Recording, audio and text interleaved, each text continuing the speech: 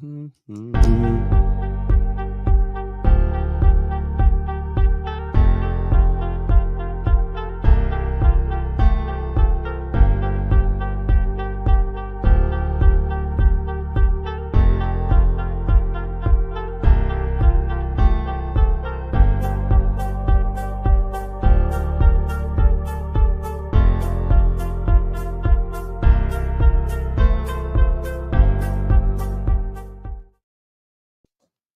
into another edition of Why Start a Podcast. I'm Brayton Soprena. That is Matt Perez. And here, joining us in studio, is Will Galvez. Guy was so irritated. Yes. So upset at his laptop. Yes. That he went out, took his laptop out to the middle of the desert, put a bullet in the laptop screen, Breaking Bad style. Immediately got into his truck and drove straight here to San Diego to be part of the podcast so we wouldn't make fun of him anymore for how bad his laptop is. Thanks again for joining us, Will. What an outstanding introduction. Yeah, I went full Walter White, just completely put a bullet right. No, I didn't do that. But I'm excited to be here. Matt, this is, shout out to Todd. This is a fucking badass place. Like gym, multiple locations here on site. Seeing all these old Chargers, I was telling Braden, it kind of reminded me of being a kid again, seeing the San Diego Chargers. But stoked to be here. I don't have a lag. You guys can actually answer me in real time. So I'm excited about that. And I think I'm more excited that I broke that computer. I actually did break it. So it's okay. Well, you needed an upgrade at this point. You had to do something about it. Had to do something about it. We're just glad you're here. We wish you were here more times than not, but glad to get the show underway. Real reason why you're here. Go ahead and you can tell us why you're actually here. I got to participate in a really, really fun golf tournament yesterday with you two, and very thankful and happy. I had a blast. It was up in Madeiras. It was the Cathedral, what was it, charity, alumni tournament. Yeah. Easily one of the best golf courses I've played in my life. I don't know. I think there's maybe one other I played in Arizona. Torrey Pines is solid. I think it's just because of the view, but the sheer beautiful, perfectly manicured fairways and greens, Madeiras was awesome. Brain, good job pairing us all up, because that was stressing me out, trying to just figure out how all 8 of us were going to play together. Not together, but like try to stay as close together as possible. You came through in the clutch as usual, and overall, great day. Great day. I had a good time as well. It got messed up when we got there, so we had to do some quick math of like, all right, so if they're that spot, which means we're going to either are we in front or behind trying to follow, because it's a scramble. Everything gets all jacked up and all messed around, but it was good, and we let enough groups through, and then our other group that we had let some guys through, so you can get there. So we ended up going 1, 2, 3 in a row. Got to play at Madeiras. It was great time as always. Played the best that we've played ever in that tournament. This was year 3 for me, year 4 for you, and year 2 for Will. But shout out to our ringer, Kyle. Yeah, coming through and taking his drives and his putts, and me, you, and Mike kind of filled in where we had to with the irons and the wedges. Well, I think you set a course record for cigars lit at Madeiras. No, 18 holes. It was like 9. I think I got. Yeah. It wasn't too bad. No, that would have been. I probably would have went to the doctor if that was the case. No, it was just overall good. I think I got 4, honestly. Not enough Coors Lights though. There were some other good IPAs that we were able to down. But overall, I played. Our group played well too. You really start thinking how much cheating's going on between the other groups, especially when the final scores are posted and the winners are announced on the stage at the banquet dinner after. But again, I'm happy to be here. This is cool. So I think it was 110 in Phoenix, by the way. They just cracked it the other day. So it's the first of many this summer. That sucks. So being here, nice little sea breeze and not dying, it's a good time.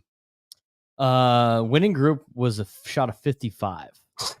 Such bullshit. God, bullshit. They got 55. That's so and won for the second year in a row. What was your Patrick, score last year? 55. it's like 50 something. Yeah, Mm. I Makes you think a little bit. was that 18 under, right? I mean, you 17 got a under, birdie 18 every under. hole, Yeah. which is ridiculous when you like when you play Medeiros and you understand how hard it is with like slope and lie and different bunkers and everything like that. It's like, all right, come on. What You did gotta we make it finish something under? to What did we finish? 11 under? do. We were 10 under, but we probably left about three more scoring opportunities on the board with our Right, putts. but that would give you like the 14 under. It's Right, just but still 13, 14 three- under is That's still 3 believable. off the leader Right. from them, just to kind of put it in perspective. But they had a couple of guys that played college athletics that got some serious drives. I mean, if we didn't have Kyle yesterday on some holes, we probably would have parred, because you can only max out on a par, so we would have been in a jam. But I thought overall everybody contributed, which is great, at least in our group. How was your? I was good. I think your buddy Nick kind of fell off towards the end. Nick Filio. Yeah, there was a lot of, but no, he was solid. Our group in general, our old coworker Ron, he came through with some good shots. I had some good ones too. I think that's really what you want, right? Yeah. Like, you just want just a good contribution. You don't want people on your team to forget that you're playing, Right. As opposed to I'm sure there was people in groups yesterday where they probably didn't use one shot. Right. You don't want to be that guy. So we avoided that at all costs. I was hoping that wasn't going to be the case for me. And then second hole, got one of my shots. We had a decent amount of, I think, everybody's shots, to be honest. Yeah, it was kind of like, in like our group, was like we took Kyle's drives and it was like our like mid irons. Right. And then it would be like Mike's wedges and Kyle's putts. It was kind of just like that. Back and That's kind forth. of how it went. I think everybody at least contributed one different shot, like type. Oh, yeah. I think we played at least everybody's drive at least once. I think we played everybody's mid range at least once. I think we played everybody's short range at least once. I think we played everybody's putt. I think everybody at least made one putt to sink it for us. The best one was, we're trying to get through the match, and our resident anteater is just living and dying at every pitch of the regional in Corvallis. He quickly has to get up to the green on one to, because the anteaters are in a jam with the bases loaded, like an out or something like that. Does he just have the phone just glued to his hand? He left the phone in the cart, but we got the speaker giveaway that they gave us. We had that hooked up to the game. But anyway, he's like listening to it, and he walks up on one. He's like, let me just sink this for a bird real quick and we'll get on our way. Walks up, taps it in, like long, decent sized putt, probably 10-foot putt, knocks it in. He's like, all right, there we go. Yeah, onto the cart. But it was a good time. It was fun. I love playing in that tournament, just to hang out with you guys and play some golf. And it's kind of a fun tradition for all of us to play every first Monday in June. So that's why Will is actually out here. We got a lot to talk about today on the podcast in person. We're going to talk a lot of Padres. We're going to talk about what happened with Tommy Pham on Sunday as well. As well as an interesting topic that we were discussing before the show started. But let's talk about the latest and greatest of the San Diego Padres. They'll play again tonight at 6:38 p.m. Pacific time against the Los Angeles Angels. Lost game 1, so trying to win the next 2 to win the series against the Halos after winning the series against the Kansas City Royals. We were watching the game last night when we got home. Padres lost 2-1. Left-hander on the mound. No Luis Arraez in the lineup. Didn't really put a lot of hits together, but to me, it was the execution for the Padres. Had a leadoff, call it a double, I guess. I don't know if they officially gave Profar a double or not off Joe Adell's glove. But you got a leadoff man on second base with no outs. Padres squander it. Angels get the same situation the next inning, get him over, get him in, and they win the game 2-1 over the Padres. What was overall did you think on a couple of those plays, getting thrown at home, Profar getting thrown at home, I think was a big factor in that game, and not executing was another big factor. Matt Waldron pitched really well. He did pitch really well. He has really pitched better the last 6 weeks. Mm-hmm. So it feels like the Arizona game was a real last bad start. Yes. I mean, his stuff is just funky, man. It's like the guy's got a hard time catching it behind the dish. And I mean, the Angels lineup isn't world beaters, right? Especially without Trout. Right. It's kind of like, who the hell are these guys? It's like the SpongeBob meme where Patrick's looking at his rock, and it's who are you people? Yeah, exactly. But I mean, just like the execution and like the base running, right? I mean, you brought up Profar, but Kim had that double that he tried to stretch into a triple, and he got thrown out at third as well from another ball that went into left field. So I don't know if it was they didn't have a good read on the arm out there, or they kind of thought a little bit more than like what they should in their guys. But we've seen multiple times this year and even last year too that the base running has become somewhat of an issue because this team is a little bit more station to station, right? Like it's harder for them to get extra base hits and home runs and stuff like that on a consistent basis. So it's like, all right, you got to send the guy like when you have that opportunity. They lead the league in hits, right? And they're a game above 500. Right. So that tells you that it's a lot of base knocks, a lot of singles, not a lot. We talked about the slug last week. They, their philosophy this year was we're going to be very aggressive on the base paths. Yeah. But I think there's a difference between being aggressive and being foolish on some Right. things. I mean, Profar was about to touch third base when Neto had the ball in the relay. I mean, he already had the ball in his glove. From the camera where it's like Profar's like 4 steps after touching third, and it's like the hands coming out of the glove here. He's already got the ball out of his fingers, like throwing it home. I mean, Major League arms, you're never going to be able to beat that out. And like, what's funny is like in the first like week, and our guy Mike was saying this because it felt like every time that there was going to be a play at the plate, the guy was getting held, and Mike's like, this guy needs to go watch the film from last year. It's like we couldn't hit anybody in from third. Just send him and see what happens. And now it's like, all right, shit, we're gonna send him. And I know, but like Profar, like game you play, as Johnny points out, he's not one of the faster players, on the Padres, and you got to know your speed personnel. I think how many outs were there? 1 or is it 2 out? There's 1 out, right? I want to say there was 1 or none. I want to say there was 1. It was less than 2 outs. Yeah, there was 1. Yeah, and you got, if Profar's running, you had Manny coming up next, didn't you? Yeah, if I'm not mistaken. Yep. I mean, Machado's up next. I mean, pick your spots. Yeah, I think there's a difference. So, like being a part of USD baseball the last couple of years and learning their philosophies. I mean, Brock Ungrich has the philosophy of we're going to fail. If we're going to fail, we're going to do it aggressively. But I think there's a difference between being aggressive and being foolish. Yeah. Just because you are being aggressive doesn't mean you just take off all the time when you want on the base paths or like always try to stretch two bases. And I think it goes back to, we've seen this team be aggressive, but last week it's also like there's more ways to score from third with 1 out than second with 2. Right. It's just that. Simple. Don't make your first, second, third. Don't make any outs at home or third. Right. But like Tatis last week, on one of those day games and they're getting rolled. I forget which day. I forget what game it was. It was a home game. They're getting rattled on us. It was against the Marlins. They're down like 6-1. Oh yeah. And he hits one off the wall and he tries to get some of the runs back by trying to go to second and he gets gunned. It's like you need base runners right now. You don't need that's the time where being aggressive is foolish to me. So nobody really asked Mike Schild about it in the press conference. They kind of danced around it, but nobody was like, did you agree with the call? And whether or not he is ever going to say that in the media, if he disagrees with his third 3-bagger coach, he would never do that in the media. But you still got to ask the question. Nobody asked the question. It was like, do you agree that you should that with the Leaper that he should have sent him? The answer is no. Of course not. We all saw it. Yeah, like Phil Nevin in the playoffs with the Yankees. Guy got crucified for doing that. But that needs to change.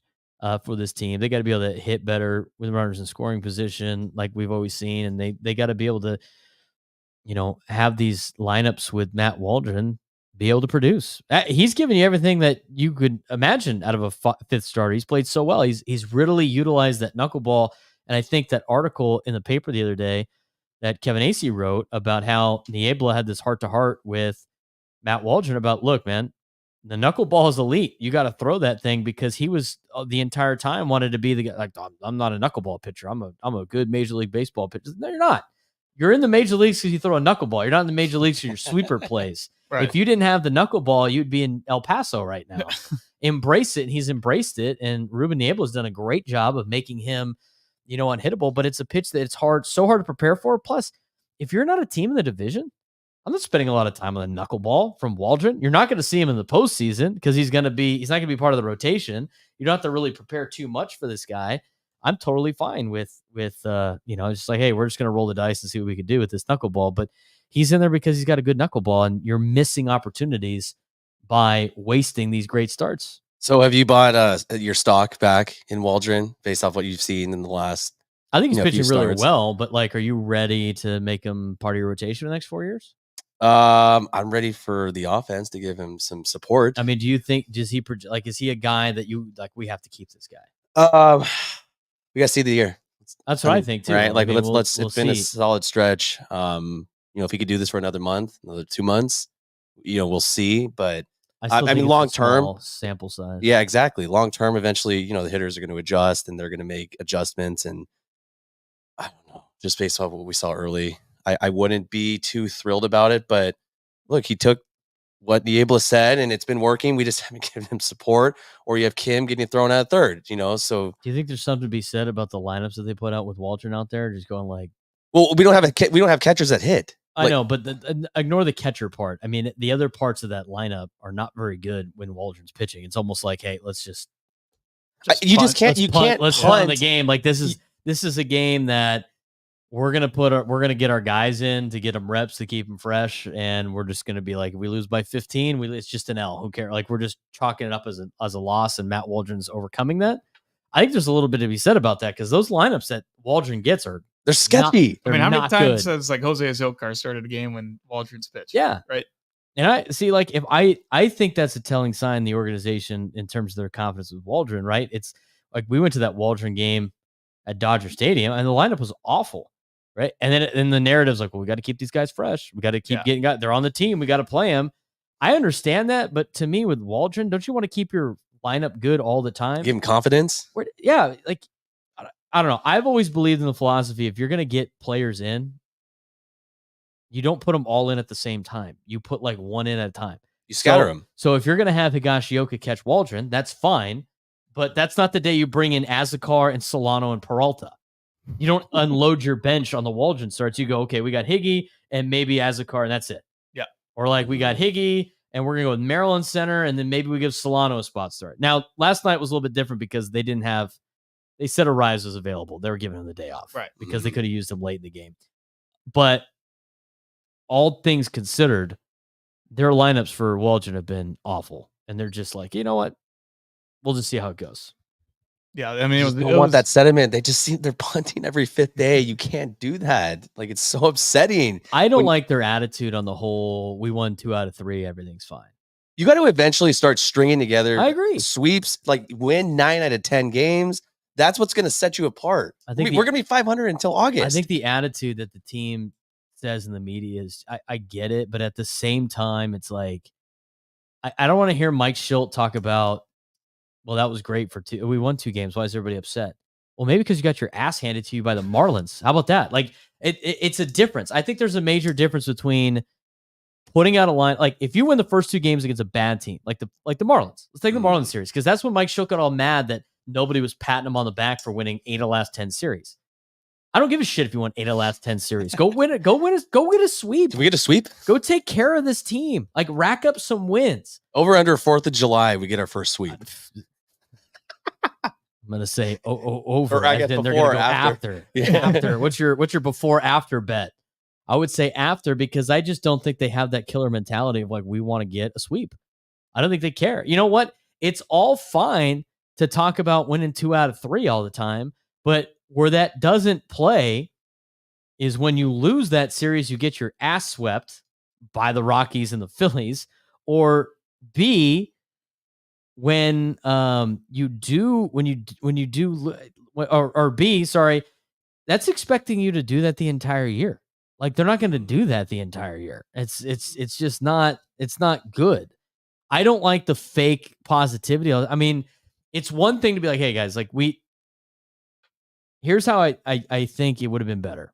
Is if Mike Schilt went out there, we didn't play well today. That's on us. We should have been going for the sweep. We got to be better at that. We got to be better at, when the team's down, like, jumping on them and trying to rack up wins. But at the same time, we did take 2 out of 3. Like, we're on a right path. We're playing good ball.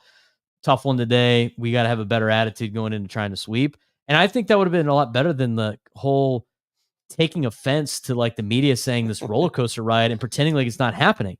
You're 1 game above 500, my guy. It's not like you're 10 games above 500 and you've won 3 series in a row and just had some clunkers in there, you're 1 game above 500. If that's satisfactory to you, then I think we need to change our expectations as Padres fans, because what we would like to see them do and what they want to do are 2 totally different things. And that trend's going to continue through the entire summer.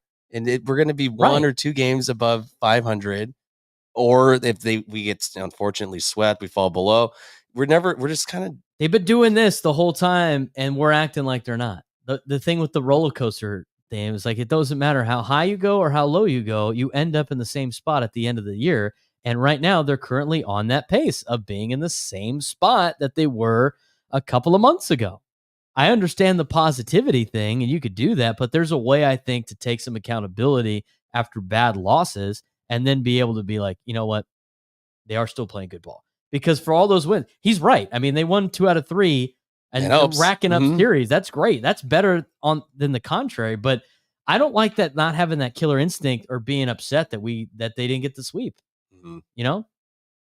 But we see that the attitude with the players too. They're like, It starts from it really starts from the top. Yeah, it's leadership. Yeah, and that goes above.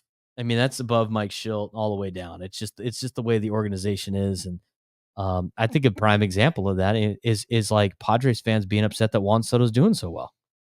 He never did this for us. I can't believe Juan Soto. I'm gonna boo Juan Soto. He never did this for us. That's baseball. And you're like, how could he not? God, Juan Soto sucks. I can't believe he never did this for us. The Juan Soto takes are some of the most tired takes I've seen. But here's the thing. It's like, it's not, you're the product of your environment sometimes. Yeah. I mean, if Juan Soto shows up and everybody's just like, we're just having a good time and everything's good, the vibes are good, we're going to turn it around. That's the attitude you're going to take. I mean, there's only so much you can do on your own. Right? Are you implying that the Yankees are holding him more accountable, Soto, right now? Their team is, for sure. And we knew that was going to happen. Because I've talked to guys and I've talked to people in baseball that said, this is what they said. Aaron Judge ain't going to let that shit fly. That's literally what they said. Okay. All of the stories of Juan Soto, like being late for the bus and the plane and going to take hacks in between it, going sitting on his phone in the batting cage in between innings and not being all of that was around Major League Baseball, and people that knew the Yankees said Aaron Judge ain't going to let that fly. And Aaron Boone ain't going to let that fly. And Giancarlo Stanton ain't going to let that fly. And guess what? It's not flying. And now he's focused. And he's kicking ass. And he's on pace for 45 home runs. Right? It's the contract year. I mean, you're the product sometimes of your environment. I think we have had enough of a sample size with players rolling through here the last 10 years that didn't give them their best effort and then go and give other organizations a better effort to say, like, well, you know what? Maybe we're the problem. What did Sean Manaea do after he left? What did he do after he left? He wrote an article in the Players, Players Tribune, right? I didn't really give it my all in San Diego. I mean, this is numerous times that you're seeing these guys. Josh Hader, that's the name I was thinking of. Josh Hader would refuse to. Now, here's my thing on Josh Hader. The guy was a mercenary. He's getting paid to fight the battle. I mean, he's just there for the money, right? He knows that. Padres didn't want to offer him a contract. He knows that. He's not going to give up his arm before free agency for a team that is just going to like let him walk at the end. I get it. I totally understand that. But when Padres fans get all upset that the guy is willing to pitch 2 innings for Houston after he signed his big deal, why are you so surprised? He got his money now. Yeah. Why? What is so shocking about that? You could call him an MF for as much as you want, but it's just the reality of the situation. Matt Kemp really tried his ass off. Yep. I think there's a lot to be said about. It's lax. It's lax. They show up like, oh, this is. I'm not great. afraid to say the media is soft in town. We are. We always have been, and we always will be. It's just the fact. I mean, everybody's just happy they're here, right? There's no real. There's so much to do. There's not a lot of people want to waste their time and just like rah-rah in these press conferences. And the Padres know they're the only show in town too. I mean, that's part of the deal. It is what it is. And I don't think Padres like the Cameron Maben comments were like ridiculous. It's like, you don't need to send death threats to get your baseball team to be on it. I mean, but I think it has to come from the organization on the way that the players play and on the way that the team acts and everything that's in between. I like Manny Machado. I think he's a good player. For me, it's simple with major league players, at least from a media perspective. As long as your teammates like you, which they do, and you're cool to kids in the stands and growing the game, you're fine. Cool. If you're mean to the media, I get it. The media is double crosser. They take advantage. Yeah. They ask dumb questions. They try to be the first one and the most controversial. They're looking for the clicks. I get it. I get it. But at the same time, you have to wonder why the Los Angeles Dodgers just let him walk. You know what? It's just not for us. He just didn't fit them, right? And I think there's something to be said about that. And that might be the identity that the Padres have to go in a different direction moving forward. Not get rid of Machado, but just some how to properly run a culture and build your own and have expectations. Right, exactly. They have to be high. And not just be happy to be there. Yeah. I just feel demand excellence. It's okay. It just seems to me like the organization would just be happy just to make the playoffs. And I think that's a big question right now is this team just happy to make the playoffs? As opposed to actually pursuing a World Series championship, win a World or Series, a pennant, right? At least. I mean, I think that's the question that they need to ask themselves too. It's like, are we just happy making the playoffs with this team, or do we actually want to win a World Series? I think it's more than just happy to make the playoffs. I mean, if you slash payroll and you have more wins than you did last year, and you make the playoffs, you turn around and in your front office meeting and say, "Hey, we did our job. We got the playoff bonus." I mean, you get the playoff bonus. People are happy. Fans are happy. Yeah. I mean, here's you might the get thing. a couple home playoff games. I'm not going to tell. Probably lose them, but you get them. As somebody who works with the flagship, I can't sit here and be like, "Don't go to Padres games." But if you're upset with it, you walk with your wallet. I mean, if everybody's going to continue to go, they're not going to change their ways, because at the end of the day, I've said this so many times, professional sports as a business is about entertainment. They care about filling the seats and making sure you buy the gear. And if they can do that without having to spend money on a roster, they will do that. If they can do that without having to win, they will do that. That's why when we started this podcast months ago, I said the Colorado Rockies are Major League Baseball's favorite team. They don't spend money. They got a great stadium. People love them, and they fill the place. It's like, it's the greatest thing ever. Good old Dickie. Right. It's great. He's winning right now. He is. He doesn't have to spend a lot of money in payroll. He doesn't have to worry about winning, because he doesn't have a stadium issue. That's the trifecta for Major League Baseball. He doesn't upset the big teams from winning championships. He gets people to go to games. I mean, that place is packed all the time. Yeah, it's sometimes. For Colorado, I mean, that's a gigantic stadium, by the way. It's one of the five. It's cavernous as hell. It's one of the 5 biggest stadiums, like in terms of seating in all of Major League Baseball. They get good crowds for as bad as they are. They got no future. You know right who now. else is in that same So breath? bad. Pittsburgh Pirates. The Pirates are right there, because when the Pirates are good, that place is rocking. Right, but like Pirates are a little different because they it's not like they sell out all the time. Right, but like when they're good. I'm saying the Rockies, like up. even when they suck, people show up. Eh.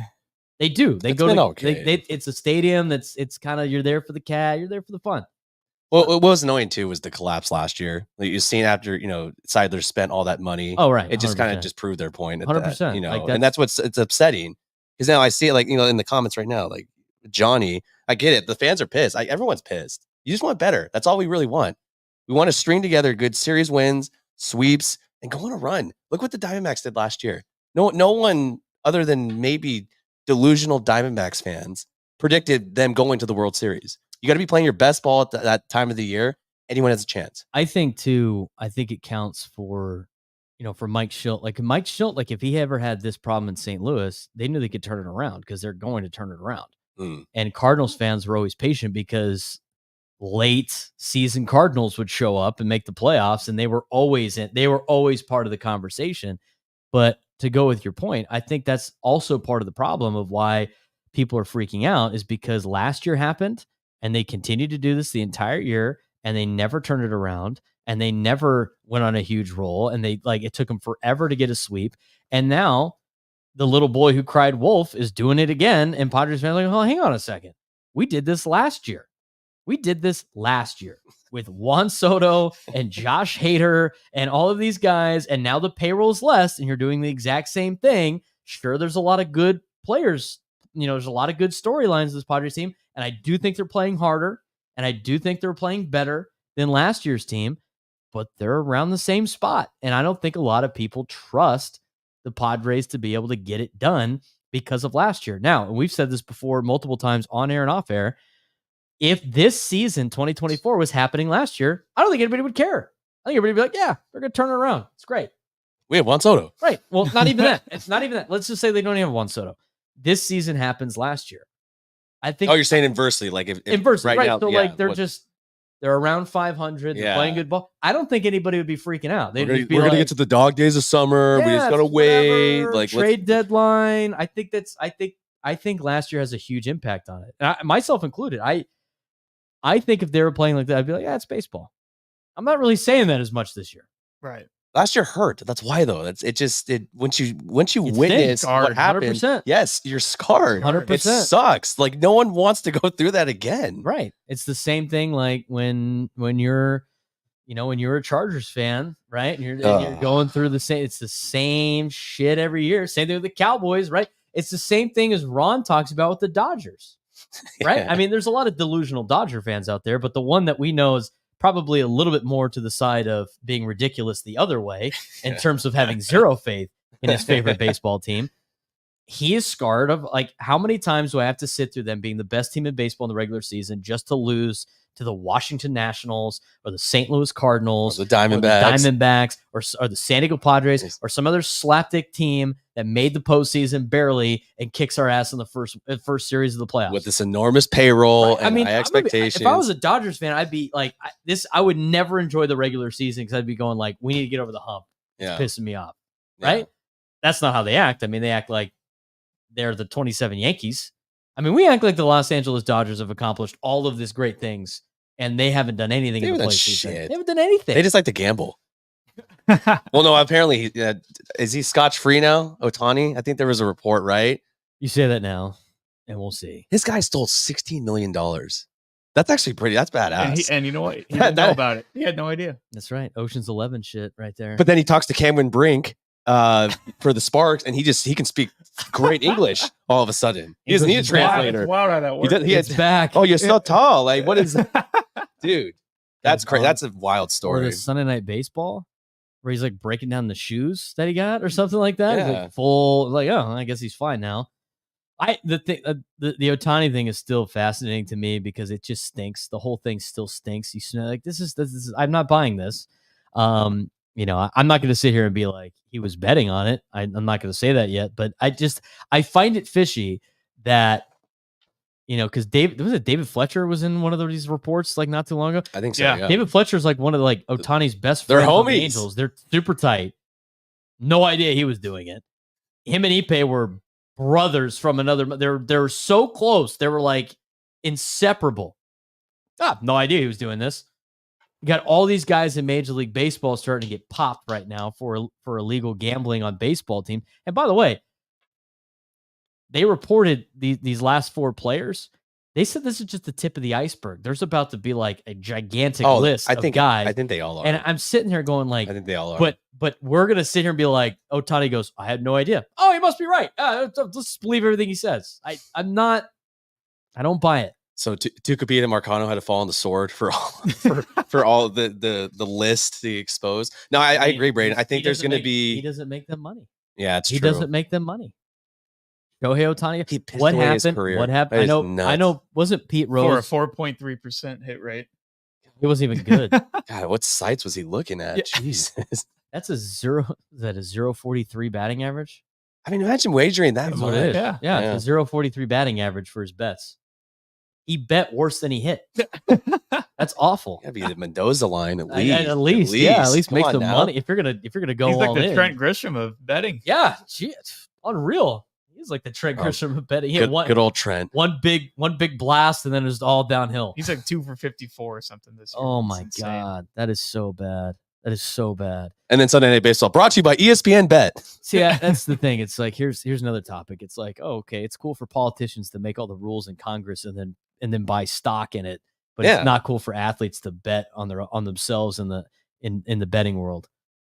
Wait, Calvin Ridley last year, what did he say? He's like, I only bet $1,500. I don't have a gambling problem. I was like, fuck, I think I've bet more than that. So I think I have the gambling problem.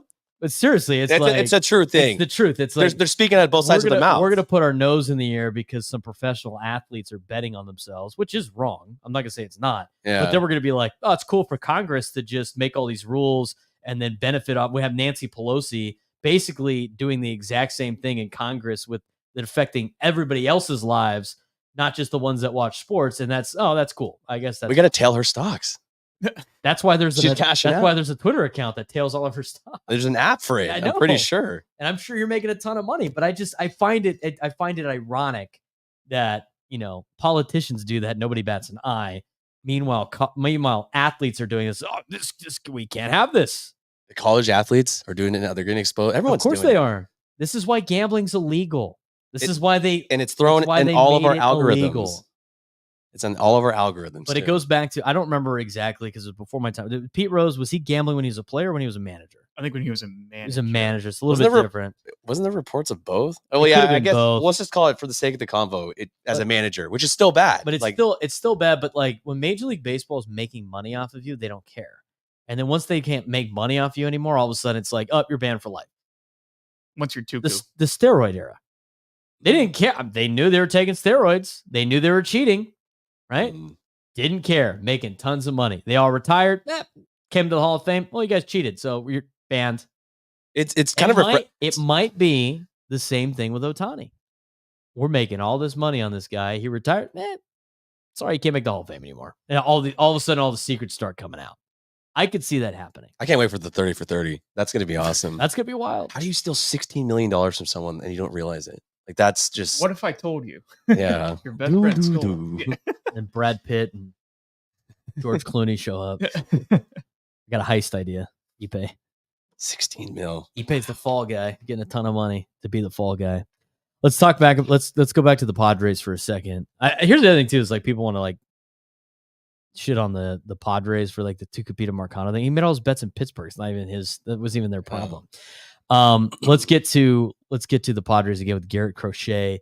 The report was Ken Rosenthal and Dennis Lin had the report that the Padres are pursuing a trade with the White Sox for Garrett Crochet.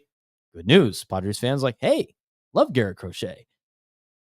Report also coming back from the White Sox that for the White Sox to trade Crochet, according to a person familiar with the team's thinking, they likely would have required at least one positional player prospect with significant upside. San Diego still has two in catcher Ethan Salas and shortstop Leotis DeVries, but the Padres are reluctant to discuss either player unless they received established star talent in return. I think that's notable. We'll get back to that in a second.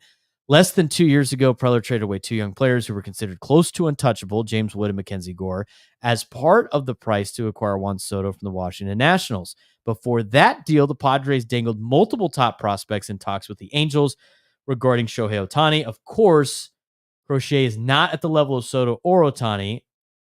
The Athletics' Keith Law ranks Salas the 18th, or who's 18, as the sixth best prospect in baseball. DeVries, who's 17, received a $4.2 million signing bonus from San Diego in January. Padres tend to promote their best prospects aggressively. Salas is in high A and DeVries is in low A, and they would like to eventually supplement a roster that has several nine-figure contracts with more inexpensive players like homegrown center fielder Jackson Merrill, who has been a positive contributor as a 21-year-old rookie. They go on to talk more about this. Let's kind of talk about Crochet for a second. Do you guys know? I know the answer. I'm just asking you. Do you know how much Crochet is making this year? I know the answer. I saw it. Do you know how much he's making this year? No, I don't. By the tone of the question, $6 million. $800,000. Okay, so it's going to be prorated, by the way, by the time they make this deal. So whatever he is, $800,000 divided by less than $1 million. Okay, it's going to be less than 800,000 too, because it's going to be prorated. So. And he's ARB 2 next year and ARB 3 the year after. So you get 2.5 years of control of 20. He's 24 right now. He's going to turn 25 in a couple of weeks. 25-year-old Garrett Crochet. Garrett Crochet has been mostly a bullpen guy in Chicago. He is converting over to a starter. Electric stuff. Really good with he was really good at Tennessee. He was a starter at Tennessee, played in the SEC, obviously. So one of those college veterans, he's been around the block, but only at age 25. White Sox say it's going to take DeVries or Salas. I think they're bluffing on that. But overall, based on what I told you about this pursuing of Crochet, what's your first reaction? What do you unpack on that? If you're making a deal with the White Sox and you're the Padres, you got to do it, right? You're batting 1,000. I know. You're making deals with them. You're two for two. Yeah. By the way, today is the anniversary of San Diego Padres acquiring Fernando Tatis Jr. Yes. Happy anniversary to Happy those anniversary. Celebrate and honor. Get your cigars out. We'll smoke them if you got them. If you don't, Will's got some. That's right. Will's got some extra. I got it on deck. Yeah, I think the thing you got to keep in mind here is that he's had a significant injury history. That is part of the problem. And it's easy to make this comparison, but it's almost Chris Sale-ish, right? Like weird lefty, White Sox, lanky, it's just electric stuff. The delivery's all odd. Yeah. However, like that being said, the guy's stuff is legit. And Preller is not one to shy away from making a move like this and willing to trade his guys. Like you brought up the whole thing with like the Washington Nationals, right? And it was trading Gore and Abrams and Wood, and now everybody's throwing a big pissy fit because James Wood is doing well in the minor leagues. But I mean, you got to be willing to make a move for what you see is right. I would just caution him and be like, hey, this guy's got an injury history. He's not stretched out to be a starter. What's our plan B for if there's an eventual innings limit when he gets hurt? Are we going to do some sort of, hey, you throw 5 and or you throw 3 and Waldron? I don't know what the answer is. I don't know if Crochet's answer or it's a Jesus Luzardo, but the injury history would just cause us would lead me to believe that's move 1. And then there's got to be 2 or 3 supplemental moves to kind of protect you and not just be sitting there in September with the hurt Garrett Crochet for the 5th or 6th time in his career and be like, well, try again next What year. does this tell you about Joe Musgrove? Not good. That doesn't sound good. Especially after this is his second stint, correct? Going back on the IL. And we knew he was It's not promising. Months ago. And the Padres are like, everything's fine. Everything's fine. He's all good. Everything's fine. He's obviously hurting and he's obviously injured because there's no way he would fall off a cliff like he has had unless he was hurt. And I hope he could get better. And I think there should be some time off. But to me, the glaring issue obviously is starting pitching because of him and you. I mean, you've been battling injuries this year as well. He's been a lot better than Joe has. But those are 2 guys that going into the season, what did we say about this Padres team? They're going to go as far as their starting pitching. And they can go with this rotation as long as what? They stay healthy. Nobody gets hurt. Because if somebody gets hurt, they don't have the depth and they're in some serious trouble. So I think this tells you that Joe Musgrove is not good. And we're just reading into this. It's not like we have any other info on that. And hopefully he's not. But I would not rely on Joe Musgrove pitching near the end of the year. Or at least he's going to miss a significant amount of time based on this report that the Padres are pursuing Garrett Crochet. Now, when there is smoke, there's probably fire, right? And the last couple of trades they made, we saw this in the media, and then all of a sudden, those players were on the Padres. The whole Luis Ariz thing happened over the offseason. We saw another one of those during the season, and all of a sudden, a couple of weeks later, Luis Ariz was a San Diego Padre. Same thing with Dylan Cease during the offseason. They were talking with the White Sox all offseason about Dylan Cease. Snap of a finger, all of a sudden Dylan Cease ended up on the San Diego Padres. Both trades, by the way, excellent moves by AJ Preller. So they're obviously pursuing this. We know he is actively making phone calls because Jeff Passan had something on this earlier today before Rosenthal and Dennis Lin about he's calling people, he's looking for starting pitching, yada, yada, yada. I do find it interesting that he's doing it again early as he tries to build this team before the trade deadline, because let's be honest, has AJ Preller made any trade deadline moves that were good in his tenure? Juan as a trade deadline move? Splashy. That was good, but I mean, he's really, not good. A lot of the trade deadline moves for him he's given up a lot for not a lot in return. I got to check the numbers, but I think the most underrated one he did was Brandon Jury.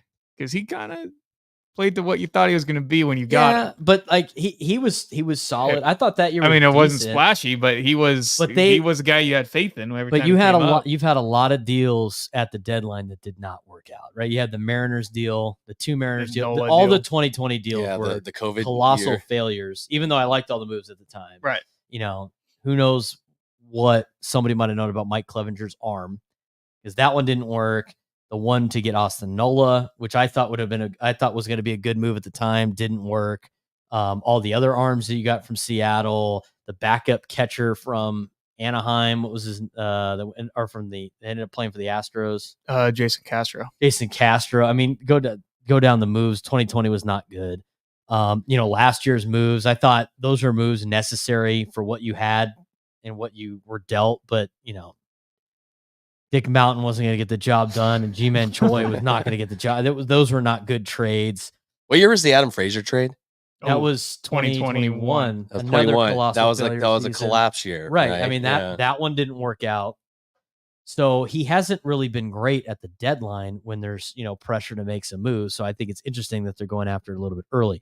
Here's my thing on Crochet. I think the White Sox demanding for DeVries or Salas is because it's early and they got a lot of time and they can ask for the world right now because you have 3 years of control of Garrett Crochet. But my question is, before I get to what my proposal would be, my question is, what would you think, aside from them being a circus more times than not, what do you think the White Sox plan is in the next 5 years? Are they competing in the next 5 years? Do you think they're trying to compete for a World Series in the next 5 years? No. I think the answer is no as well. Shit, they might be trying to compete to play ball in Nashville. Right. I mean, that whole organization doesn't know what way they're going next month. I don't think they're ever going to leave Chicago with Reinsdorf. He's going to get a new deal there. He'll never leave Chicago, but I'm sure he'll dangle. They care more about selling food and decent stadium snacks. But yeah, campfire. But they're trying. It's a fire sale with all of them. So you got 3. He's your most valuable asset. What are you going to hang on to him for? Every year you hang on to him is losing the value of the extended control of Garrett Crochet. It's like buying a new car and driving off the lot. Like, he's going to lose value every time that you continue to drive and continue to use this guy. It's better to just trade him now, and nobody's going to give you their top 2 prospects for him because he's not Juan Soto or Shohei Ohtani or one of these big pieces, right? It's not like you're trading for who's the best pitcher in baseball right now, just off the top of your head. It's not like you're it's like you're trading for Garrett Cole, right? It's not like you're trading for healthy Garrett Cole for 3 years. You're getting Garrett Crochet, Jacob DeGrom, who has Sonny Gray, who has the injuries, who has he's a bullpen guy transitioning to be a starter. A lot of factors in this. Is this Preller's last trade deadline? I don't think so yet. I think he's trying to. I think he's here. I think it's a different topic in just a second. So for me, I think you call the White Sox bluff. It's like, hey, go ahead. See what you could get somewhere else that's better than what we could potentially offer you. I think you could get the price down. I also think you could be like, look, if you want DeVries or Salas, we need Luis Robert Jr. or we need one of your young position players that rake. Because I think the same thing is true about Luis Robert Jr. and even Eloy Jimenez, who gets hurt a lot. I mean, those guys are not part of their window or their plan. Because by the time you even think about competing for the White Sox, those guys are going to be like 30. And so are they just as valuable? And you're going to have to sign them, right? You're going to have to re-sign those guys to a contract, which doesn't make any sense for them either. It's time to just start getting rid of all of these guys that are under contract that are valuable, and you're starting over. Their farm system's not good either. So what are they competing for? So I think you call their bluff. And to me, I wouldn't be opposed to trading a Snelling or a Major, maybe another prospect in there that's not obviously DeVries or Salas, a solid position player. Throw in Graham Pauley, and then you could throw in Graham Pauley. I think you could throw in some a major league guy that you don't need, right? I mean, like I think you could dangle someone strike while the iron's hot on some of these guys. Maybe you dangle a Matt Waldron. Now, I think that would be a little counterproductive with your starting staff, but I think there's multiple ways you could do this. I think as long as if you're the Padres, you tell AJ Preller, keep it under the collective or the competitive balance tax, which this does, $800,000. You got $10 million to spend. $800,000 is great. And you can't trade DeVries or Salas, and I think everybody else is on the table. And I think you go make this deal happen because I think if you trade Major or Snelling, you're basically just taking a Major or Snelling and upgrading him to a guy that's been in the pro. You're just fast forwarding them in your spot, right? You are taking a first round draft pick and trading him for a more developed first round draft pick, and I think that's a win for the Padres. And we need Major to come out and just absolutely deal tonight and stay in the show and maybe string together a couple good starts. And now boost up that trade value. Yeah, builds up the trade value. Do you think? Yeah, I don't because there's no way. There's no way if Preller's trying to keep this team competitive and make the postseason, and if that's what he's satisfied, sure, that he's given up Salas and DeVries. We've been hearing this for years that they're the next ones. Well, here's the deal. I asked this question last week. I asked it the week before when AJ Preller started. I'm going to quote heat. When he feels that heat coming around the corner, what's he going to do? Is like if they're around 500 and they got to make the playoffs to keep his job. Does he care if Salas is on the team in 5 years or not? Would you? If personally, no. You're the general manager. You're the general manager of the Pittsburgh Pirates, and you have this Padres roster. And your job is on the line unless you make the playoffs. Do you care about the top two prospects that are 17 and 18 years old? At that point, with job security on the line for the family too, no, you're going to do what you got to do to make that move to make the postseason. Yeah, and this is a perfect candidate for AJ Preller to start sending guys out, right? Because he keeps them. He's cheap in terms of his salary, keeps them under the competitive balance tax. He improves the team, goes after it. Then all of a sudden, we're in a spot where I'm saving my ass at the end of the season to make the playoffs. Again, that's a different story. I don't think it's World Series or bust for AJ Preller. I just think he needs to make the playoffs. But what do we think AJ's willing to do on this? Here's the other question too, because I like Garrett Crochet. I think he'd be a good. I think they need to get a guy like this. I'm not trading one of my best two players for him in the organization, like prospect wise. But are the Padres Garrett Crochet away from winning a World Series? No, we need more pieces. No, they're not. They're not Garrett. So to me, let me ask you. To me, the only way you trade DeVries or Salas is if that piece is the last piece for you to win a World Series in 2024. That's fair. I think that's fair. That's fair. Now, if they trade other pieces to that point and then that's the one, I think you can live with that, but you're going all in on red on the roulette table. It just seems like they're more than three pieces away, though. They are. I mean, there's multiple things. Correct me if I'm wrong. They need, like everybody else, a power bat, a starting pitcher, and a bullpen piece to supplement Suarez, right? Right. Well, him and Estrada, they've done great, but you need 7, 8, 9. It'd be nice to have you need depth. You can never have too much good pitching. Yeah, no, we're missing almost all of those. So. And you got to be able to do that. We also need a catcher. Yeah, that's the fourth thing. But the problem with catcher though, Matt, you know this, is like there's not a bunch of Adley Rutschmans walking around. No. And those guys are drafted. And that's what you did. You signed Salas. That's your guy. Right. Like that's our Rutschman. Right. You can't let him go for a bunch of just placeholders. To be honest here, 6 years ago, Luis Campusano was supposed to be your guy. Yeah, but this guy's he was smoking too much weed and at that point. Felony in Georgia.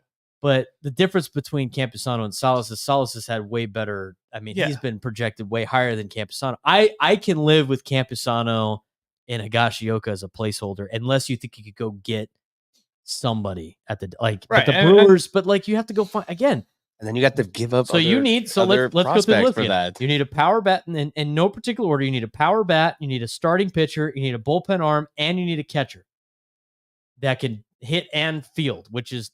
Those don't exist unless you got. There's like 3 of them, and they're all on teams under long-term contracts because they were all drafted. So you have all of those players you need to get. Your farm system's loaded to acquire those players. I think you could trade the whole farm for that if you wanted to. But here's the other thing: you got to keep the salary under. Or you got $10 million to work with. Yep. So you got to find a bunch of guys on rookie deals $800,000, $1 million. Maybe you get a team to pay for some of these guys. You got to find all those guys on small deals to make that work. How much is Luzardo making? Do we know? Efforting that right now. Probably not a lot, right? So, like, to me, you get like, I think you really need a power bat. You know, maybe it's Luis. Maybe you make a trade. So maybe you make a trade with the White Sox. You prefer the power bat over the pitching? You have no power. Well, your laptop was cutting out. This team's got no slug. He pointed it out. Perez pointed out they have no slug. They have no power bats. I understand that, but man, you have nothing. You need slug to win. You need guys hitting the ball over the fence and in the gaps. They don't have that. Yeah, but we saw this. What was it? The COVID year against the Dodgers, right? We had no pitching. It was like a bullpen game. We brought up the guy who went to the Marlins. He's escaping my name. Ryan Weathers. Ryan Weathers having a great year. Trade for him. Of course, yeah. Just every guy that leaves San Diego. You need. They have no pop. I don't disagree with that. Zero pop. I piss off the same guy on the YouTube chat on the fan every time I bring this up because Fernando Tatis Jr. is not the pop yet. He's junior pop because he's not. He's junior pop. Junior pop. He's not there yet. He hasn't gotten his man strength. He's still 25 years old. He's still the skinny. You know, he's still got great power, but he's not a power hitter. He's not a consistent enough. No, he's not. Hitter. He's not like a power hitting first baseman, right? He's not a power hitter. He is going to be a power hitter when he's 28 years old, but he's not there yet. Manny Machado, not a power hitter. He's never been a power hitter. He's a line drive hitter. When he hits the ball out, it's because he smoked it, and he does that a lot. Xander Bogaerts, not a power hitter. Line drive hitter, not a power guy. Jackson Merrill, not a power guy. Ha-Seong Kim, not a power guy. Jake Cronenworth, not a pop guy.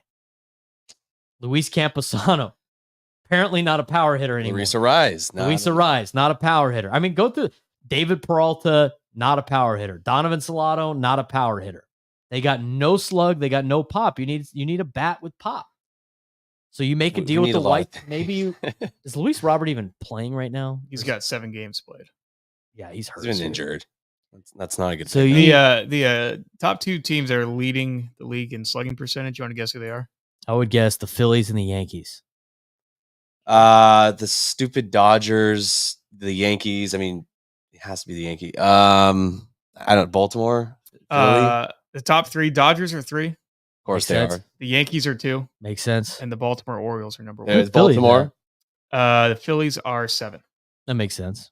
All those teams are in first place. I mean, the Yankees got what 42, 43 wins. Who's 4-5? Who's 4-5? Houston and Milwaukee. Okay, it all makes sense. Yeah, those are all the teams that I don't know. That rake. I mean, there is a 40-point drop off between Baltimore and Houston at 4. But look at Gunnar Henderson. Like he's a leadoff hitter. Here's the thing, though. The Padres lead Major League Baseball in hits, but they're 1 game above 500. You need some pop. They got none of that. Need some pumps. So you need some pumps. You need some Manny pumps.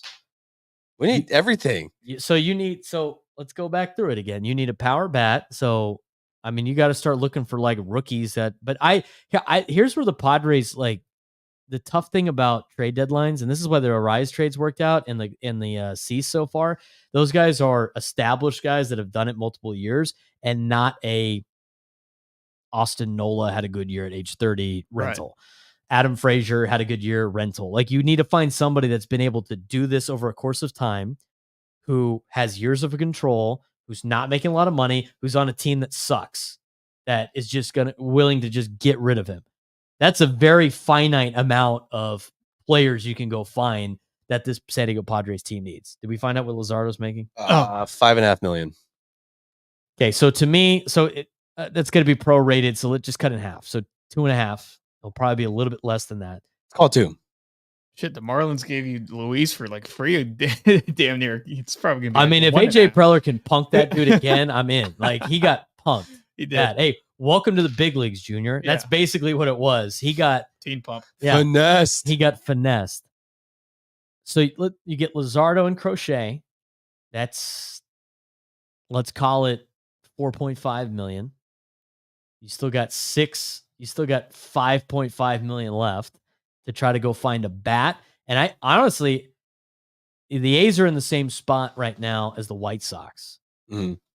no real future, more worried about going to Vegas. Stupid They have ass these owner. young, controllable bullpen pieces, but they're not going to be part of their story. They're not going to be part of their window. Because somebody's like, well, why would the A's trade these guys? Because by the time they are competing, those guys are going to be gone or cost too much. And they're not going to have the same value in trade. So the same things that they wanted Jackson Merrill for Ursig. Or no, for Mason Miller. Mason Miller. Yeah, no thanks.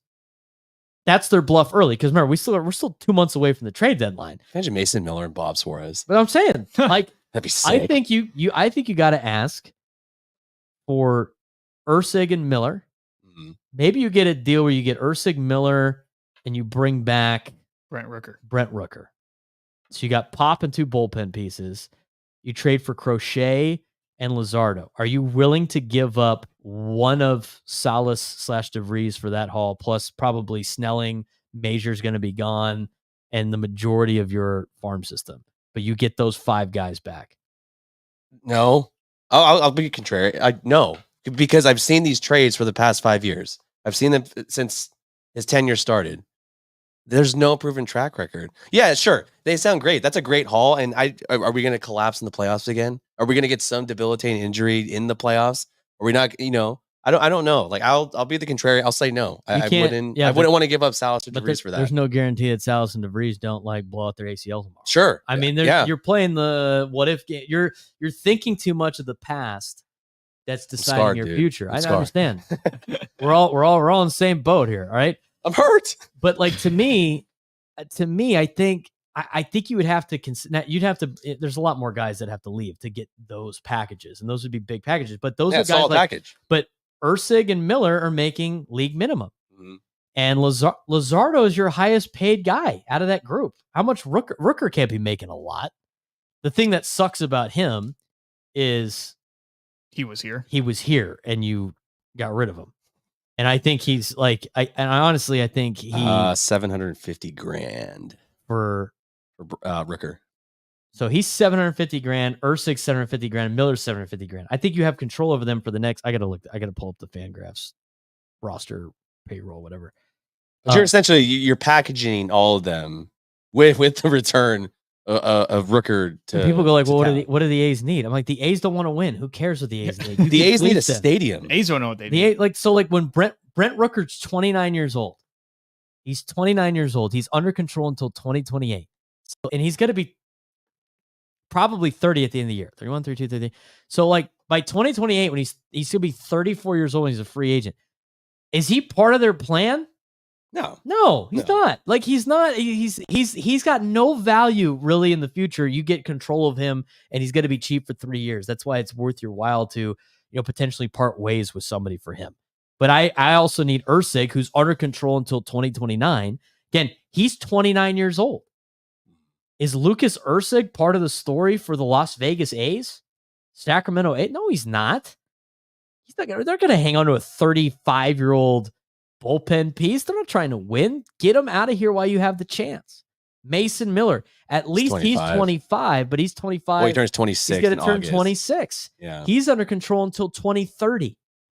I'm going to be honest with you, he is a luxury they can't afford. Yeah. They can't, because that fell into the lap. All he's going to do in arbitration years is go up with money and payroll. They're going to spend all this money on a guy like Mason Miller. Call their bluff. Nobody's going to give him a top number 1 prospect for that guy. They're not going to do that. That was 104. That's so badass. I was just saying. Make a deal for Ursig, Miller, Rooker. You'd have to probably that's probably where you'd have to send DeVries, because DeVries makes sense for the A's. He's 17, right? He could be the focal point with the A's when they go to Vegas. And didn't we just sign? What was it last? He was last several months, right? Yeah, earlier this year. So you could trade him. Here's the other thing too with AJ Preller. He knows how to rebuild the farm system to trade assets again. He completely reloaded this. Yeah, this deal since 2021. It's like the Soto deal too. They went from the 17th worst or 17th best farm system to first or top 5 again, top 10, within a year. I mean, he's going to go through the draft here in about a month, and they're going to load up their team again. with more guys, and then they're going to be traded in the next couple of years. But I wouldn't mind making that move. I mean, you pick up two guys in Luzardo and Crochet. How old's Luzardo? I got to look. He'd be the older one. Oh, he's 26. Yeah, mid-20s. So you have them under control for the same amount of time, Luzardo and Crochet. So that's Major and Snelling, right? Because so instead of having them have young, pull them up too early where they struggle, you got proven guys that have done it before. So you exchange 2 prospect arms for 2 established guys, just a little bit older. So you move the window up. You bring in 2 bullpen pieces that are going to be your focal point in the back with Suarez and Estrada. By the way, Suarez is an opt-out at the end of 2025 if he chooses. With Estrada, you have Ursig, Miller, Estrada, and Suarez. And those guys are all not paying a lot of money. Those guys are under control. I would be okay with what's the problem, right? What's the problem with trading your prospects? What's the problem right now with the Padres and trading prospects based on their payroll? Well, that they're cheap and they're They needed contributing players that are cheap. Mhm. You are replacing those contributing players that are cheap with major league contributing players that are cheap. If you decide to go after those 5 particular players, you get a bat, you get bullpen depth, you get 2 starters. Well, let's hope the rest of the team turns around because yes, that's going to work out. Now you don't address catcher, but you're underneath the. I'd rather have everything else. If they're like that whole list, I agree. I want everything. If the catcher at that point is a luxury, right? But the necessities is the power bat and pitching depth, both in the starting rotation and in the bullpen. So I think if you get those 5 guys, the farm's gone. You're blowing up the farm. But remember, AJ Preller's saving his ass. So if you get those 5 guys, blow up the farm and keep Salas in. So you're okay with DeVries going? He's 17. I don't care. Yeah. I mean, I'd rather have Salas. He could be Fernando. I mean, but well, he's it's not a risk you're willing to take. He's not helping you in the next 4 years. Who's winning you a World Series during that time in the next 5 years? Those 5 players or DeVries? Those 5 players. Those 5 players, right? Do you want to win now or you win in the future? Are you a team? Is your window now or is it the future? I don't know. We brought up Jackson Merrill when he was 20. Oh, I'm just kidding. No, it's the other When's players. the window? When's the window? Now. It's now. Now. Your window is now. And it's not because they're doing really well right now. It's because Manny, Xander, Fernando, all these guys. Musgrove. This is what you paid them for is these years. You can't Right punt on these years. Mm-hmm. So you back pay them all this money because you win a World Series in those 5 years. You paid Xander Bogaerts $280 million for 3 years. That's what you did. Yeah. You're like, this is what it cost. This is how much it costs to get Xander Bogaerts. We get 3 years out of him, right? This is prime 3 or 4 years. But you don't want to sign a contract for $280 million for 4 years, right? Because it's going to destroy your competitive balance tax. So you give them all these extra years so you can buy the rest of your team. But the reality is you're paying $280 for 4 years. You're not paying $280 for 11. Because you're not paying him for his full 11 years. You're paying him for basically 4. Same things for Manny Machado. He just signed that contract extension for 10 years. You're still paying him for basically his prime. So he gets $350 million over 5 years. That would destroy your competitive balance tax. And instead of doing the whole Shohei Ohtani deferred money, which nobody wants, they just pay him over the time, and you pay him for those 5 years. Same thing with Fernando's a little bit different. You're buying out his whole career with that contract. But that's how those deals come about. It's going to cost you $280 million for Xander Bogaerts. You only get 4 years out of him. Are you going to pay him the 4 years, or you don't want to stretch it over 11? Let's stretch it over 11. So if your window is now, to go back to what we've been saying, I don't mind trading away some of these top prospects for controllable players that are cost effective, that keep you under the competitive balance tax. Those are the 5 guys I think AJ Preller would probably go after. I really want to sweep too. Like that would be cool. Those 5 guys guarantee you a sweep. I don't think so. We took the after. It's after the 4th of July that we get the sweep. So we have another month. A month from today, we get our first sweep. Your thoughts on that I just laid out, Perez? Can we get Tommy Pham from the White Sox too? Hey, maybe that's your pop, dude. I mean, I feel like the Padres could offer. I mean, you touched on it. You didn't say any real names, but you were like, you might have to offer up a big league player, right? Right. Who do you think that big league player would be on that roster right now when you look at their contract status and kind of how they project depth wise? On the Padres that you Yeah. give up? Because like the way I see it, because like, yeah, like it'd be great to get Crochet, but if you could also kind of swindle maybe a Robert or a Tommy Pham or somebody else that provides some value to your big league team, and yeah, it might cost you a big league player. I don't know. I just feel like the team needs some sort of accountability, and you could maybe even call it like leadership. But I mean, I'd take Tommy somebody Pham for sure. But, right. But know, who would you give up the thing that's on the big league roster right now if you had to make a trade at the deadline? The thing that's killing you right now is you should have traded Ha-Seong Kim during the offseason. Right. Because he just lost all his value and nobody's going to want him. Right. Because the appeal to trading Kim was he could go to a team that needs a shortstop for the future. They can sign him once they get him, and he could be their shortstop for the future after the year that he had last year. You don't really – now teams are like, why would I do that? Like, I can negotiate some small deal with him during the offseason because he sucked all year, and I don't have to worry about this anymore. So that really kills you. I mean, I guess it depends. I mean, are you willing to part ways with Jackson Merrill? Not necessarily. Not really. I'm not either. I mean, to me, he's part of you need him to be part of the future. So you start looking at the Padres roster, they really have nothing to trade except for Fernando, and he's got a full no trade clause, and it would be foolish for them to do that. Right? You're not going to trade Joe Musgrove. You're not going to trade Yu Darvish. You can't cut. You're going to have to pay for them to go away. Same thing with Xander Bogaerts. You're going to have to pay for them to go away. Manny's not. And also, full no trade for Manny. Jake Cronenworth. Has he played to a high enough appeal now? He's having too good of a year, I think. But then you're counteracting. Then you're hurting your team to help your team, right? Yeah, because I would rather have Jake Cronenworth on my team than Brent Rooker. Oh yeah, and I'd rather have him on my team than Tommy Pham, right? So you would be subtracting to add. It wouldn't make any sense. No, He might have a full no trade clause too, if I'm not mistaken, or a half no trade. I don't remember anywhere but the Tigers. You trading Profar? No, you can't trade Profar. I mean, He's one of the best players right now. Yeah. Like, and there's no other. I would say the two guys are Kim and maybe Luis Campusano, right? I mean, those. But you'd have to go find a catcher, right? And then you're adding another problem. Then you're adding another problem, right? Right. You got because you have to worry about catch. Like, what is Higashio's a free agent at the end of the year. You either got to go sign a catcher next year in the offseason or try to find another placeholder until Ethan Salas arrives. And that's assuming you don't. I think DeVries is more tradable than Salas. I think Salas is way more valuable. Yeah, he's in that Fernando category 100%. 7 years ago where it's all right. You can trade Gore or Paddock or Uriah or whoever. You're not going to trade Tyler Wade. You're not going to trade Higashioka, Michael King, De Los Santos. I mean, there's nobody worth trading away. Yeah. The other thing you could do, which they don't really have the luxury to do, is pay off, is acquire somebody to pay off their contract.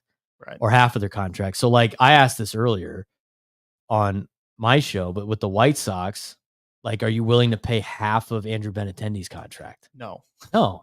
17 a year for 3 years, then 15. I mean, it's like at 29, you don't have to pay the full thing, but half, that kills like half your budget for the CBT. Right. So like that doesn't make any sense either. You've painted yourself in this corner where you can't do that either. Maybe the White Sox, with Luis Robert Jr. being hurt, maybe they want to get rid of his contract. Yeah, that would be ideal. You could take his contract on, and maybe you don't have to send them DeVries or Salas, right? And then you're like, well, he's hurt right now, so he's not really much of value. We'll take him off your hands, and he's got 2 club options that you don't even have to take in 26 and 27. That's a possibility. His AAV is 8.3.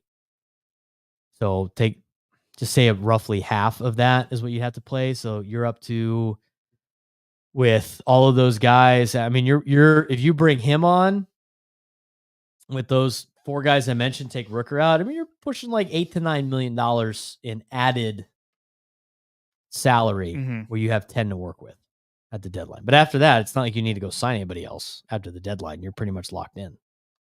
I'm just saying, Tommy Pham's $2.5 million. We have no one that we could trade. That'd be a 1.2 something. Right. Yeah, I mean that'd be worth Right. it.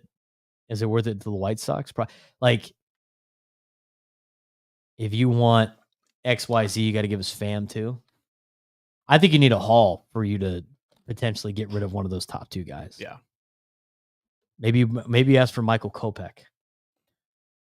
Another guy that's kind of that crochet, electric, Right. hurt. Free agent in 2026. Yeah. I mean, you're taking the risk. It's the same thing with like some of these young guys that haven't had Tommy John yet in your organization. I mean, Right. whatever.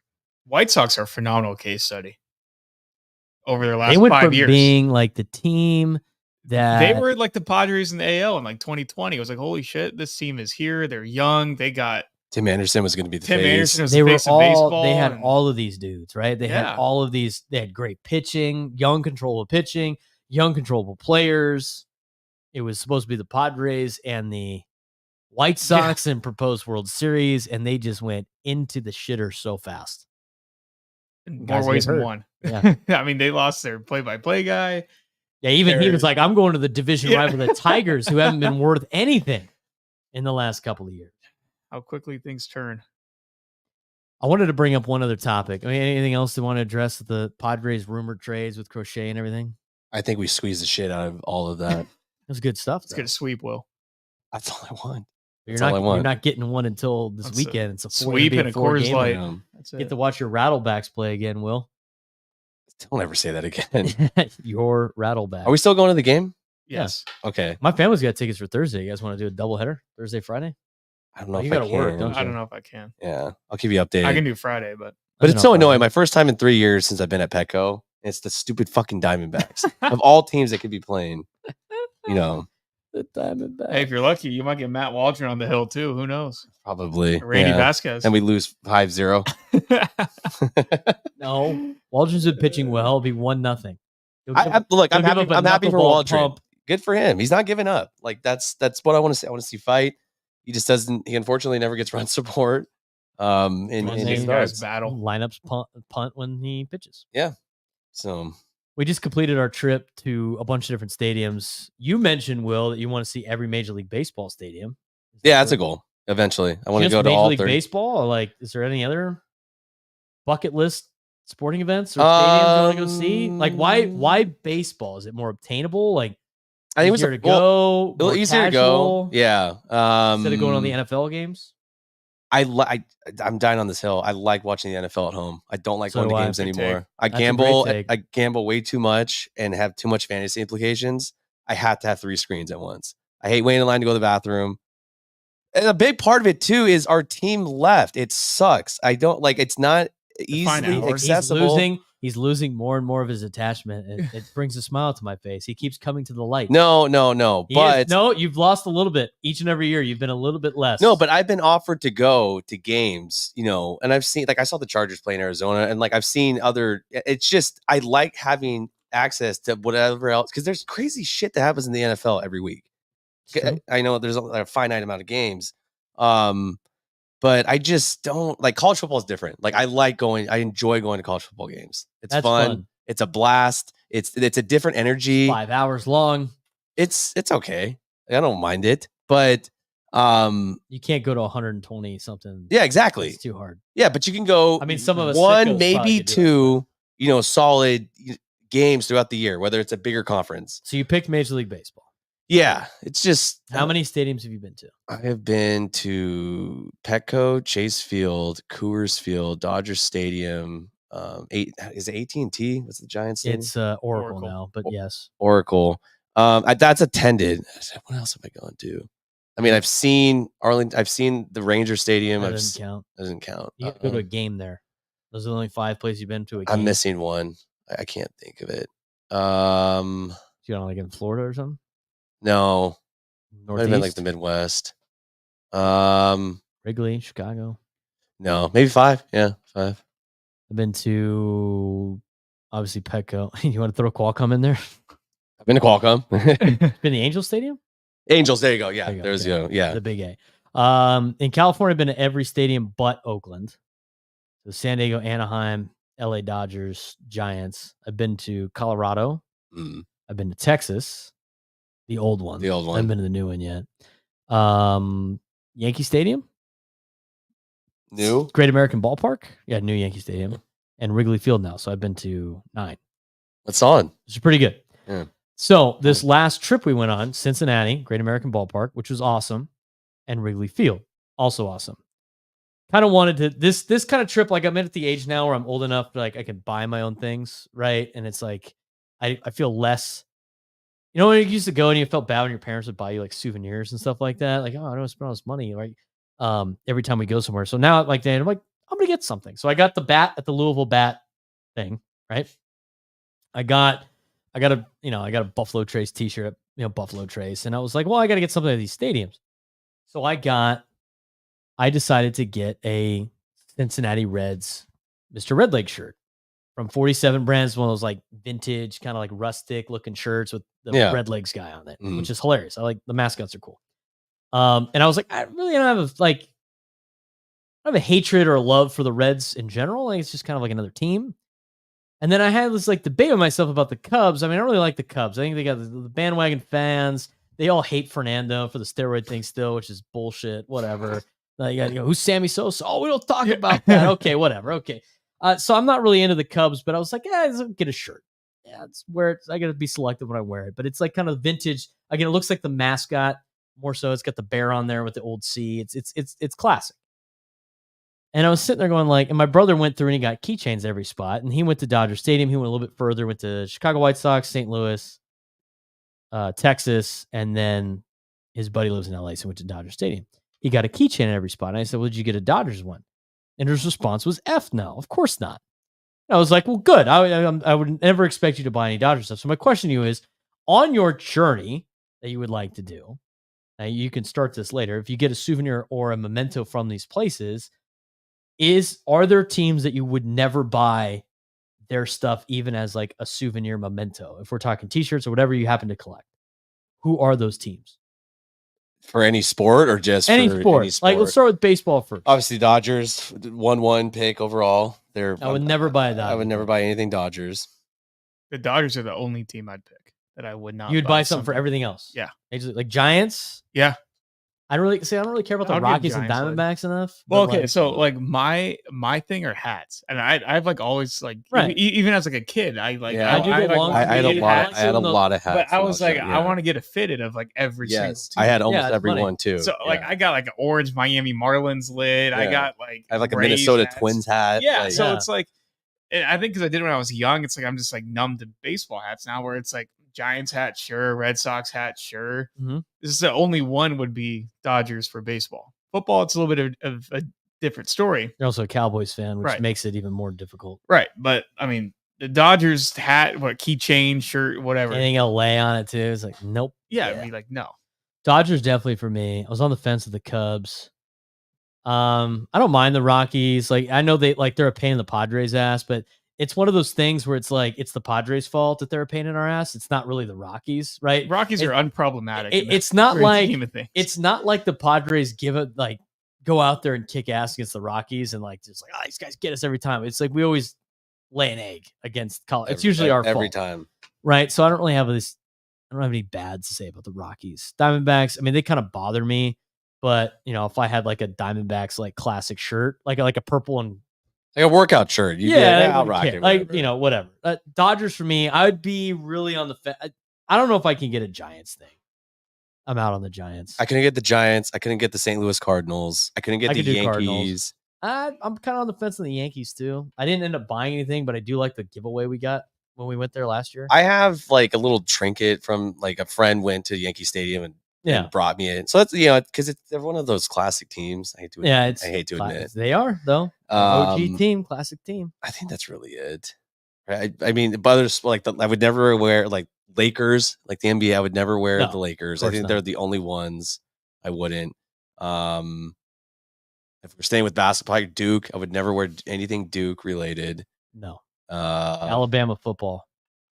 I wouldn't care. Me, no. I don't know. I wouldn't really care. What about I feel like college though, it's different. Like we talked about. What about Mountain West schools?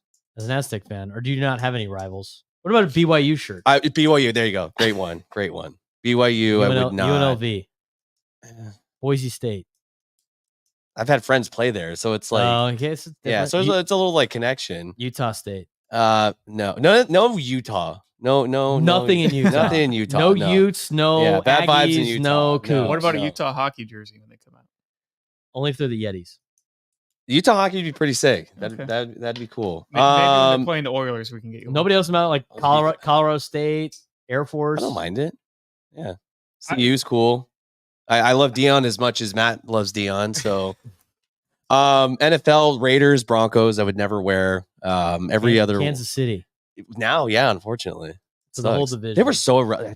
We talked about this too, like a day or two ago. Pittsburgh. Oh, I hate this. No Steelers. You might Jets? be in the same boat as him when it comes to the NFL.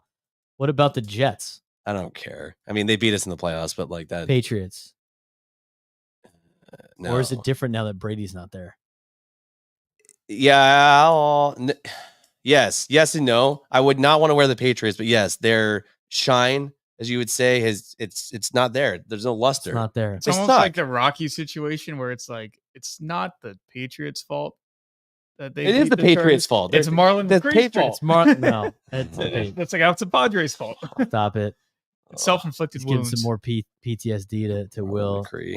I missed school I mean, after that loss. Most of the I was so sad. I told my mom I was sick and did not want to go. I'm not I mean, going you to were school. sick. But he was I was in emotionally but, sick. But, Yeah, but you're the thing sick. was, You're is still like sick. that was when you're in Colorado, right? Yeah. Yeah. So he's the poor guy's in Colorado. Everybody knows he's the resident Chargers fan. He's just gonna eat shit all Oh, day. yeah. It's like you. You Tell me understand? about it. That's the lone Tell me Cowboys about It guy. was even worse here though. Like when you were here, like you had the actual fans that were here, and if we're It's worse for you because at least we could all sulk together. Yeah, I You didn't were have on your anyone. own, and you're in Broncos territory, and they're like, hate the Broncos too. Hate I would the never wear any Broncos. Broncos stuff. The college thing intrigues me with you just because. What about UConn? now, yeah, I can't stand UConn. I can't think. I don't know because there's been a lot of there's been homies in the past that I've known that have played at schools that'll give me their merch to work out in, and it's usually good material and it's nice to wear. Yeah, I'm not wearing it to the bar, but certain schools make pretty good stuff. Perez, what are your schools? UW? Schools that I would not wear. Yeah, San Diego State, UW. Everybody in the Pac-12 outside of Oregon State. Well, you guys got this like special bond now. Pac-2. I mean, Michigan, no. Ohio State, no. Alabama, LSU. I mean, the whole like SEC is kind of meh. I feel like it's more like You got the teams Tennessee that I stuff like, though, right? But that's different. I mean, like we were there, and like I know somebody that went there. Well, plus like Tennessee's not like one of those hated. They always screwed themselves anyway. They're not one of those hated SEC schools. What about like Missouri? I would just You never care about Missouri. I Like I don't really care about Missouri either. Like right, I don't. But like if I was there for a game, I'd get a Mizzou dry fit. I would That'd be too. fine. Like Braden, you would wear a Texas Tech jacket. I actually like out of all the Texas schools, the one that I like the most, like just I like their vibe and their fans is Texas Tech. Okay. I love Yeah. Raider Red. Okay, Yeah, so I like kind UConn, you're of Oregon State. respect Texas Tech. I don't respect Baylor So whatsoever. no Baylor, no Baylor, Oklahoma, no SMU, UT, no Texas, no horns down, Rice. no A&M. I don't really care about Rice. Old Southwest Conference foe that we Sam don't play Houston State. anymore. I don't care about Sam Houston's. Like the smaller Ohio State, aside Ohio from State. SMU because they're obnoxious. I don't really care for any of the lower level. I feel Texas like college, schools. like most schools that aren't in your conference, or like you have like a geographical rival, or like BYU, some like historical rivalry. It's like Yeah. sure, because you can say like Right. you went there and you wear it to work out. It's like, oh, did you go there? No, but Like, here's my story of why I have it. I don't like Iowa. different than, I don't like, like Iowa NFL. State, but like I don't necessarily know if I'd be like anti wearing an Iowa State thing. Like the new schools in the Big 12 too. I'm not. I don't. So Hate, Cincinnati. I don't hate them UCF. yet. yeah, Arizona State. UCF's kind of annoying. I would never wear an Arizona State shirt just because I grew up an Arizona fan. U of A. Oh, yeah. Arizona, yeah. Still rep Arizona. CU. I see the other like Utah, like TCU used to have this rivalry with Utah in the Mountain West. I think Utah's badass. So like I'm not going to hate Utah until we start playing them again. Oh, you'll hate them real quick. Well, yeah, okay. Well, some of us are better than Washington USC. football. Yeah, screw it. No, UCLA. Yeah, fuck UCLA. I don't mind UCLA over SC. Like, here's the other topic I wanted to get into. Like, I feel like everybody picks a side of some of these rivalries. So like USC, UCLA, you have to rep one of them. UCLA. UCLA. USC. You picked Reggie you Bush. picked the Trojans over there. Yeah, Reggie Bush. That's not just one player for me. I had to. I like the color. I like the UCLA. Yeah, I don't like. I Rose don't like Bowl. I don't like the SC vibe either. Just obnoxious and arrogant for never really doing anything. Junior Seau. Duke, North Carolina. UNC. UNC. Red Sox, Yankees. Yankees. Red Sox. That's probably Boston. I like the Yankees class, but like I don't know, something about the gritty, like because when they were like really dueling I out hate in the Boston 2000s, too. the Red Sox like vibe was more my vibe. It was like another like big time rivalry. Michigan, Ohio State. I'd probably have to pick Michigan out of that group, and I hate both schools. I'd probably go Michigan. I'd probably take Ohio State at this point.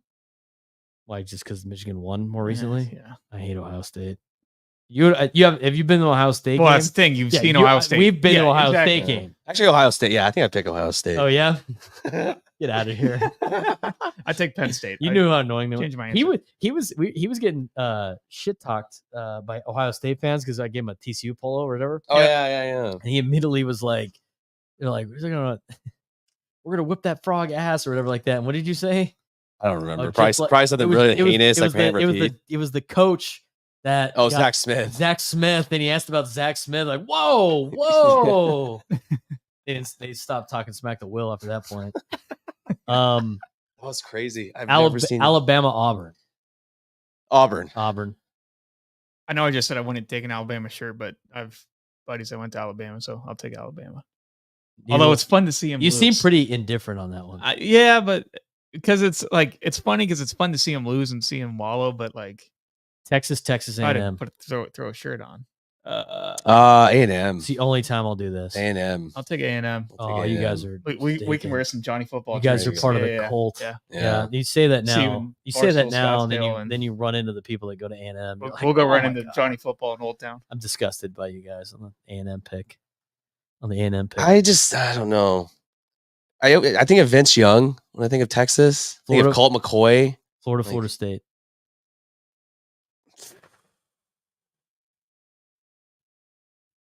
I mean, Tallahassee. I heard Tallahassee's crazy. I'd pick Florida. Florida bugs me, dude. Florida does. They bug me. Yeah. Florida State would be pretty chill. Florida State for sure. Did we say Georgia, Bama? No, is that really a rivalry? I mean, I'm like, if I have to pick, I'm picking against Bama all the time.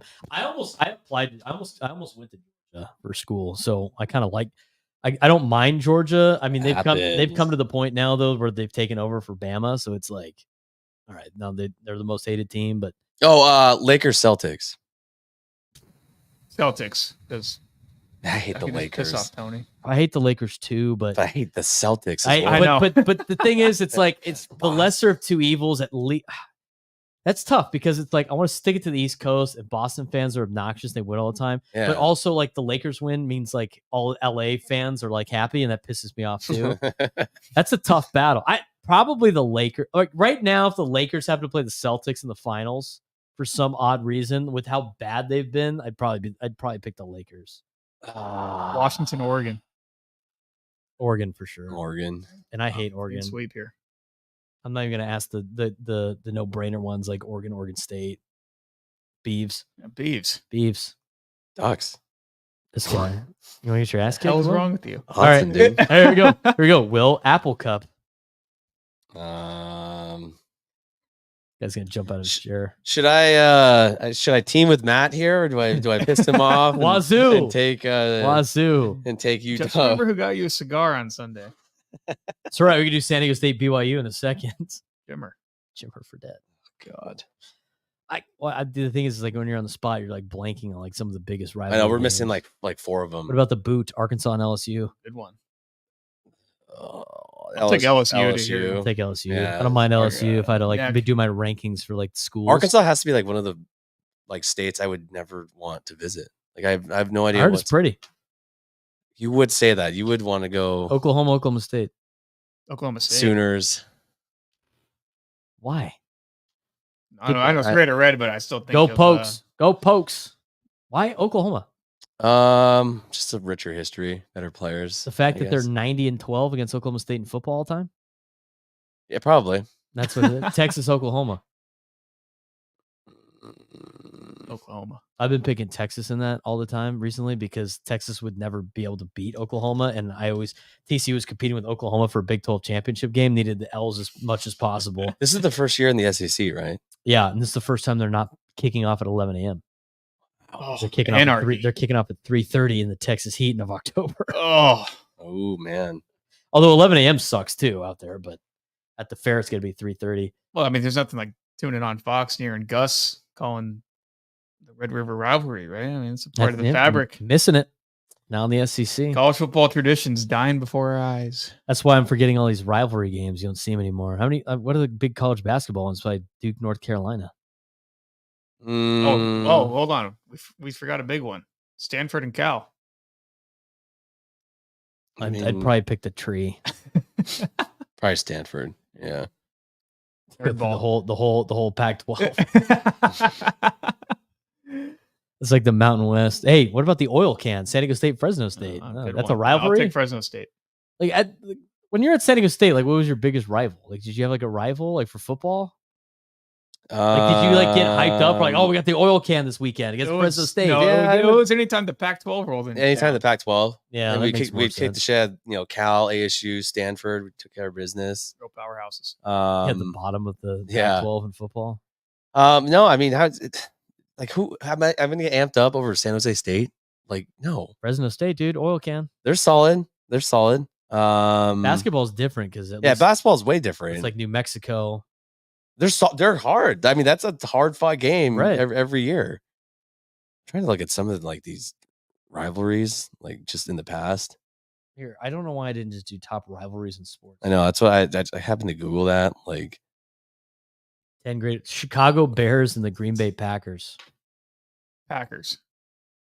Why? We're in love. You That's my hate guy. the Packers. We're in love with my guy now. He's been converted. He's been converted. Well, I don't know. We'll circle back on this September. I'd probably go Bears on that one. We did Lakers Celtics. Joe Frazier, Muhammad Ali. Indifferent. Tiger Woods or Phil? I'm biased. That's